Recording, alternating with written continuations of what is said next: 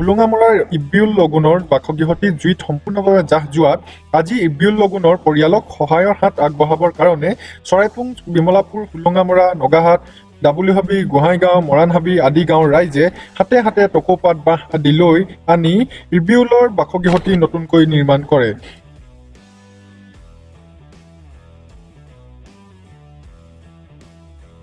ৰাইজে শ্ৰমদান কৰি থকাৰ মাজতে অসম চৰকাৰৰ মন্ত্ৰী শ্ৰীযুত তপন কুমাৰ গগৈ আৰু চৰাইদেউ জিলাৰ উপায়ুক্ত বিবেকানন্দ ফুকনদেৱ দুৰ্ভগীয়া পৰিয়ালটিত উপস্থিত হৈ পৰিয়ালৰ প্ৰতি সমবেদনা জ্ঞাপন কৰে।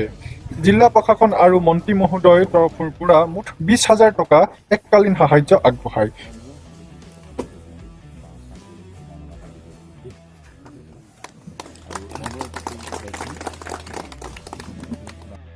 পৰিয়ালটোক যুৱ কংগ্ৰেছৰ লগতে বন্ধুত্ব এনাজৰী স্বাৱলম্বন গোটেও সহায়ৰ হাত আগবঢ়ায়। আমি সোণালী পঞ্চায়তৰ আমি যুৱ কংগ্ৰেছে আমাৰ যিখিনি আছোঁ আমি সেইখিনি গোটেইখিনি আহিছোঁ তেওঁক সাহায্য কৰিবৰ কাৰণে।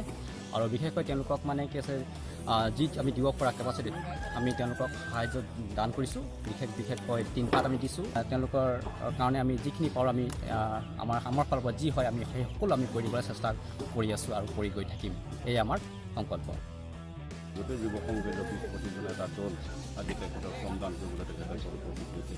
আমি তেখেতক এই সুযোগতে আমি সমবেদনা জ্ঞাপন কৰাৰ লগতে আগন্তুক দিনত যাতে তেখেতে সুস্থিৰভাৱে থাকিব পাৰে সেই চিন্তা চৰ্চাবোৰ ভাল হয়। তাৰ কাৰণে আমি ভগৱানৰ ওচৰত প্ৰাৰ্থনা জনাইছোঁ। আৰু যিটো দেৱ শিশু মৃত্যুমুখত পৰিলে সেই দেৱ শিশুটো যাতে স্বৰ্গস্থান পায়, প্ৰভু যীশুৱে যাতে আশীৰ্বাদ কৰে, সেইকাৰণে আমি প্ৰভু যীশুৰ ওচৰত ধন্যবাদ জনাই আমি এই দানটো আগবঢ়ালোঁ। ধন্যবাদ।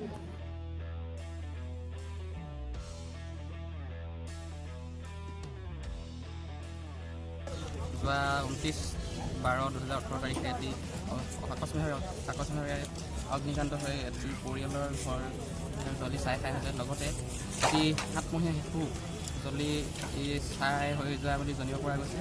আৰু লগতে আজি পৰিয়ালটোৰ ঘৰটি সাজি দিয়াৰ বাবে সম্পূৰ্ণ ৰাইজ আহিছে। লগতে আমি বন্ধুত্ব ৰাইজ স্বাৱলম্বন গোটৰ তৰফৰ পৰাও অলপ সামান্য সঁহাৰি জনাবলৈ আহিছোঁ।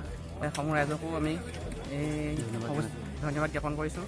সকলোৱে যাতে মানুহক উদ্ধাৰ কৰে তাৰ বাবে ধন্যবাদ জনাইছোঁ। কেমেৰা পাৰ্চন বিনয় বৰপত্ৰ গোহাঁইৰ সহযোগত ধৰ্মজ্যোতি বৰুৱা ৰিপৰ্ট, এক্টিভ আছাম।